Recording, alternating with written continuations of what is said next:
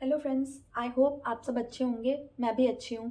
अभी तक आपको ये तो पता चल गया होगा कि सीजीएल मेंस की डेट शीट आ गई है। सीजीएल मेंस 18 जनवरी, 19 जनवरी और 20 जनवरी को कंडक्ट कराया जाएगा।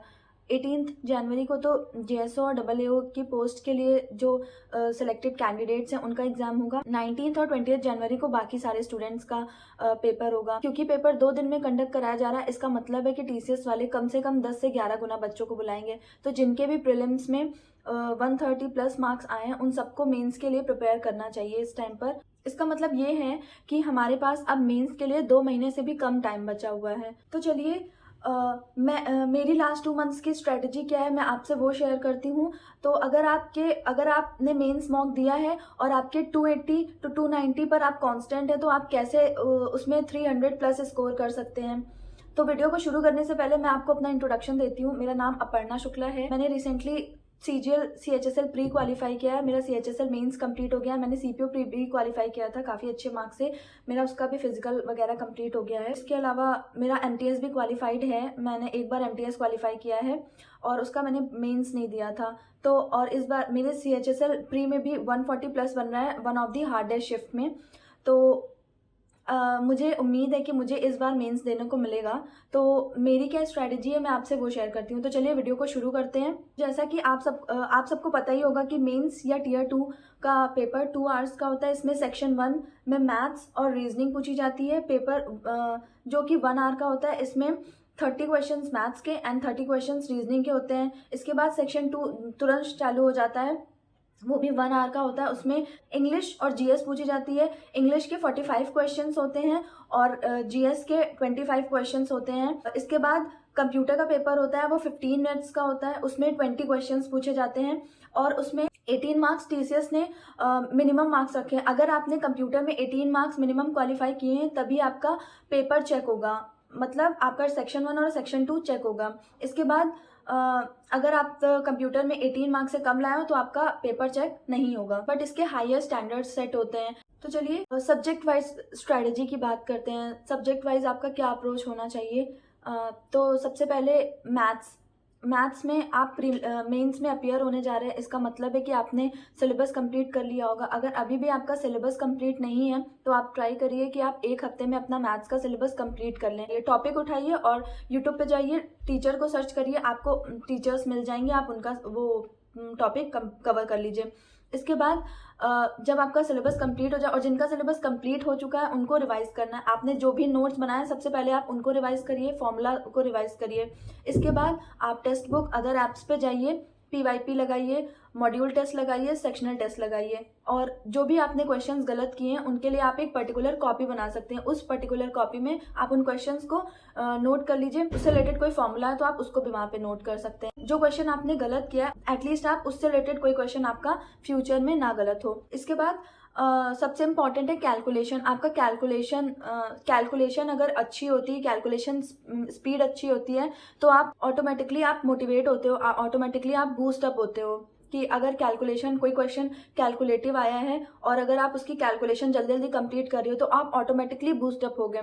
तो अपनी कैलकुलेशन को अच्छी करने के लिए आपको स्क्रीन पर यहाँ पे एक ऐप दिख रहा होगा, एक ऐप है मैथ्स वर्कआउट, आपको स्क्रीन पे यहाँ पे उसकी इमेज दिख रही होगी, तो आप उसको डाउनलोड कर सकते हैं और टाइम टू टाइम आप उसको सॉल्व कर सकते हैं। इसके अलावा मैंने इस बुक से, ये इंस्पेक्टर चालीसा बुक है, मैंने इससे भी अपने प्रीलिम्स के टाइम पे इससे कई बहुत हेल्प ली थी, addition, subtraction, multiplication, square roots और स्क्वायर निकालने के लिए। तो अभी फिलहाल मेंस में सिर्फ 2 ही महीने हैं तो आप इसको फॉलो मत करिए, आप सिर्फ ऐप पे जाइए और उसकी कॉन्टिन्यूसली प्रैक्टिस करते रहिए तो आपकी कैलकुलेशन स्पीड ऑटोमेटिकली अच्छी हो जाएगी, आपको पता भी नहीं चलेगा। इसके बाद रीजनिंग की बात करते हैं। तो रीजनिंग के लिए मैंने प्रीलिम्स में पिनैकल की बुक कंप्लीट करी थी और जो क्वेश्चन मुझसे पहली बार में सॉल्व नहीं हुए थे सीरीज के, उनको मैंने सर्कल कर लिया था और अभी मेंस के टाइम पे मैंने उनको ही रिवाइज किया। इसके अलावा रीजनिंग के लिए मेंस में आपको एज सच कोई बुक खरीदने की नीड नहीं है। मेंस की रीजनिंग प्री की रीजनिंग से थोड़ी हार्ड होती है, चाहे वो सीरीज को लेकर हो, चाहे वो नंबर सीरीज हो या फिर टेबल वाले क्वेश्चंस हो, मैट्रिक्स के क्वेश्चन हो, कुछ भी हो, थोड़े से ज़्यादा ही हार्ड होते हैं। तो आपको सिर्फ इतना करना है कि आप टेक्स्ट बुक पे या किसी भी ऐप पे जाइए और वहाँ पे सीजीएल का टीयर 2 का चैप्टर टेस्ट कंप्लीट किया, सीएचएसएल का टीयर 2 का चैप्टर टेस्ट कंप्लीट किया। नंबर्स जो सीरीज है उसके कई सारे क्वेश्चंस मैंने किए हैं, तो ऐसे करके आप कंप्लीट कर सकते हो। तो इसके बाद बात करते हैं इंग्लिश की। तो इंग्लिश में सबसे इंपॉर्टेंट है grammar, then vocab, then article. अब आपको ग्रामर कहाँ से कंप्लीट करनी है, तो आपने प्रीलिम्स के लिए ग्रामर किसी ना किसी टीचर की पढ़ी होगी, आपने उसके नोट्स बनाए होंगे, आप उसको कंप्लीट रिवाइज करो। मैंने सिर्फ जैसे मैंने प्रीलिम्स वगैरह के लिए ग्रामर यूट्यूब से कवर की थी, अमन वर्षित सर की, तो मैंने उसके नोट्स बनाए थे, मैंने उसको कंप्लीट कर लिया है। आप उसको कंप्लीट कर सकते हैं। इसके अलावा ग्रामर से related for example active passive है, डायरेक्ट इनडायरेक्ट है, एरर डिटेक्शन है, स्पेलिंग एरर है, तो इन सब का आप पीवाईपी सॉल्व कर सकते हो। इसके बाद वोकैब, मेरे पास नीतू मैम की ये वोकैब की बुक है, मैंने प्रीलिम्स में इसी को कंप्लीट तैयार किया था, मैंने इसी से अपनी वोकैब तैयार करी थी, तो मैं अब इस मेंस के लिए भी मैं इसी को रिवाइज करूंगी। इसके बाद बारी आती है आर्टिकल की। तो आर्टिकल कैसे कवर करना है, आर्टिकल के लिए आपको डेली एक आर्टिकल पढ़ना है। आर्टिकल पढ़ने से क्या प्रॉफिट्स होते हैं, तो आर्टिकल पढ़ने से कॉम्प्रीहेंशन, क्लोज टेस्ट, इसके अलावा आपको इवन एरर डिटेक्शन में, एरर स्पॉटिंग में भी आपको काफ़ी हेल्प मिलती है अगर आपने कंप्लीट आर्टिकल पढ़ेंगे। तो जहाँ से मैं आर्टिकल फॉलो कर रही हूँ, मैं अपने प्रीलिम्स के पहले से वो आर्टिकल को फॉलो कर रही हूँ।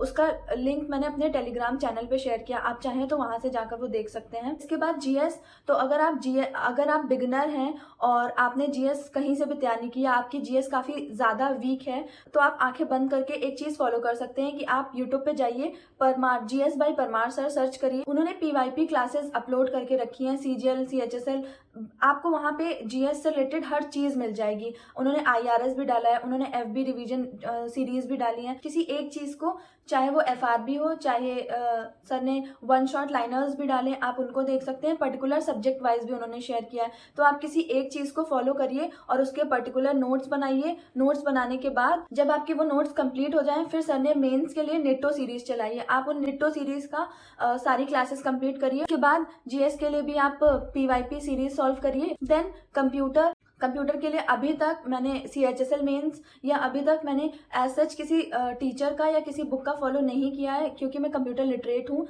मतलब मैंने ओ लेवल किया है, ट्रिपल-सी किया है, तो मुझे कंप्यूटर में इतनी दिक्कत नहीं आई। बट पिछले कुछ टाइम से मैं कंप्यूटर के लिए सर्च कर रही हूँ चीज़ें। मैंने एक बुक मंगाई है, वो जब आ जाएगी तो मैं आपसे मैं उसका रिव्यू आपके साथ ज़रूर शेयर करूँगी, तो आप उसको परचेज कर सकते हैं। अब आपने एक चीज़ नोटिस की होगी, मैंने हर सेक्शन में, मैंने हर सब्जेक्ट में एक चीज़ बोली है, पीवाईपी प्लस मॉक। तो वो मॉक सबसे ज़्यादा इंपॉर्टेंट रोल प्ले करता है आपके नंबर को बूस्ट करने में। अब आपको डेली एक मॉक अटेम्प्ट करना है। वो मॉक आप कहीं से भी अटेम्प्ट कर सकते हैं, चाहे वो टेक्स्ट बुक हो, चाहे वो आरबीई हो, चाहे वो ऑलिव बोर्ड हो, द पंडित्स हो, कहीं से भी आप वो मॉक परचेज करके अटेम्प्ट कर सकते हैं। इसके अलावा ऑलिव बोर्ड हो गया, आरबीई हो गया, पंडित्स हो गया, ये वीकली लाइव टेस्ट लगाते हैं, तो आप उन लाइव टेस्ट को भी वीकली अटेम्प्ट करिए। इसके बाद सबसे इम्पॉर्टेंट चीज़ है एनालिसिस देन रिवीजन। अब आप अपने टेस्ट का, आपने पर्टिकुलर डे पर आपने जो भी आप डेली मॉक दे रहे हो,